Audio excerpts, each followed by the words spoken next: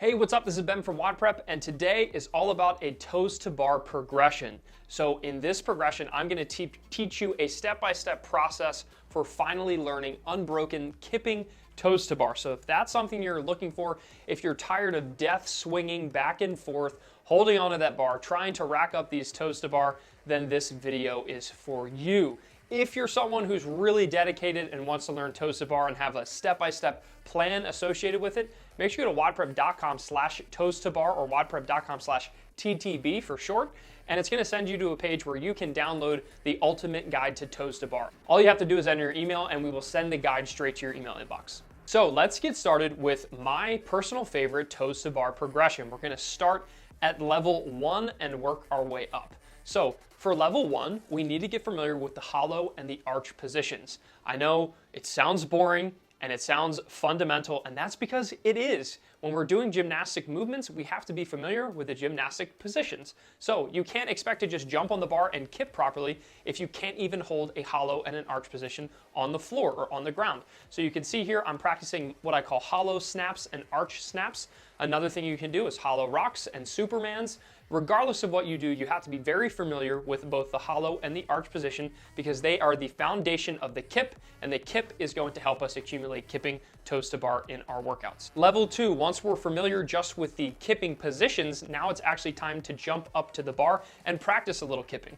We have lots of videos out there saying don't do kipping before you can do strict, and toes to bar is really no different. I would like you to be able to do toes to bar prior to messing around with kipping, but realistically, I know a lot of you aren't going to listen to me and you want to do kipping toes to bar anyway, and maybe your coaches want you to do them, everybody wants you to do kipping toes to bar.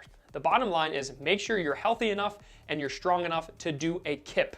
So once you have those strong hollow positions, the strong arch positions, I want you to practice a nice steady beat swing or a kip swing. So what I'm doing is I'm passing in and out of the arch and hollow positions, back and forth, nice and consistently without swinging back and forth outside of my control. So you need to stay controlled. You should be able to stop at any point during your kip and not do a crazy Tarzan swing back and forth.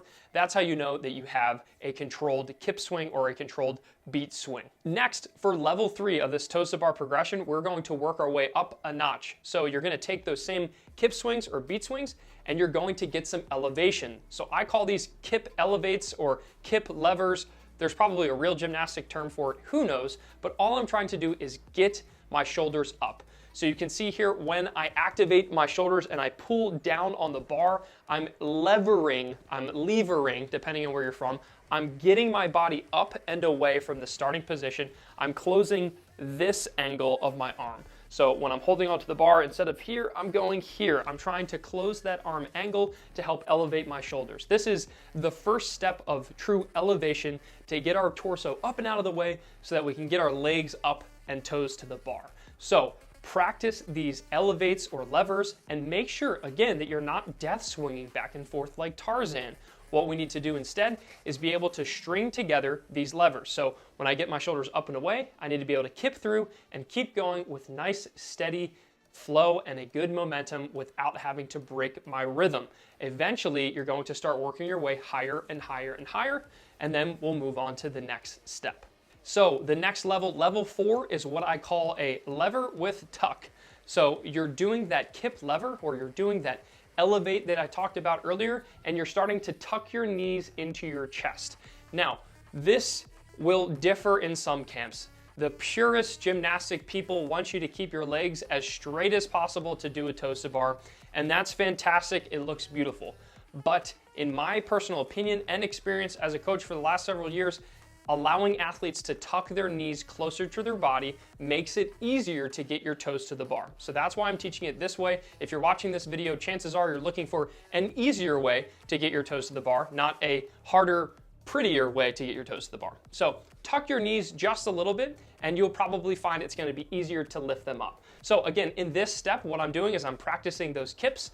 I'm allowing myself to get that elevation in my shoulders, and then all I'm doing is I'm just adding a slight bend in my knees. I'm allowing those knees to start creeping up towards my belly button, towards my chest, and then eventually I'll move on to the next step where I start moving my feet. But your goal here is to get some elevation and get those knees tucked.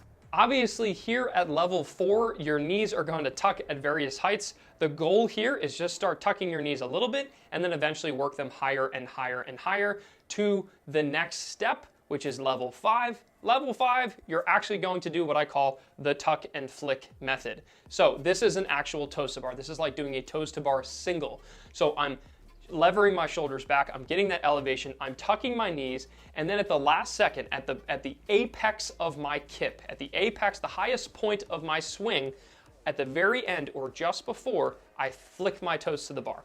Again, this isn't a purist gymnastic toes to bar. I don't look beautiful. I'm not going to win any sexy points by keeping my legs totally locked down and tight, but this is one of the few movements where in the hollow position when I'm bringing my knees up, I don't necessarily care if you keep your legs totally straight. When we move on to keep kipping, we'll talk about getting in the perfect arch position and keeping those legs straight, but don't worry about that now. Tuck your knees and then flick your toes to the bar. And the reason I say flick is when you think of flick, you think of something fast, right? Like you don't just like flick something very slowly. It's always like a very fast thing. So that's what I want you to think about. It's a good cue that I give a lot of my athletes is just flick your toes to the bar. Don't worry at this stage on touching your toes to the bar every single time. Instead, what I want you to do is to develop a rhythm so that you can put yourself in a position to touch your toes to the bar. So this is all for practice. In the middle of a workout, obviously, I would love it if your toes touch the bar. But here we're trying to develop a rhythm. We're trying to get in a rhythm where we can finally do unbroken kipping toes to bar. So I don't care if your toes touch the bar every rep. What I do care is that you keep this rhythm and you can keep kipping, keep tucking and flicking without, again, defaulting to that death swing where it totally throws off your kip. So stay consistent, slowly but surely work that flick higher. If you need to, you can always set a target slightly lower. You can do this by setting up some bands. You can do this by adding a PVC pipe or setting up some sort of target that's slightly below the actual bar. That way you can tuck and flick your toes to touch something other than maybe the fully RX'd pull-up bar that you're hanging from.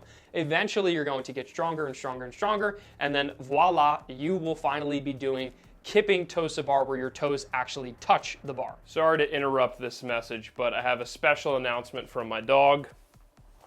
Murphy would like to tell you that you need to hit the subscribe button down there. Thank you. And last but not least, it's finally time to talk about level 6, and that's unbroken kipping toes to bar. So in level 5, we finally, eventually got you to tuck and flick and get those toes touching the bar at the same time. But now we need to figure out how to string multiple reps together. This simply comes from activating your arch. So as soon as we get our shoulders up and away, we lift our knees up a little bit, tuck and flick.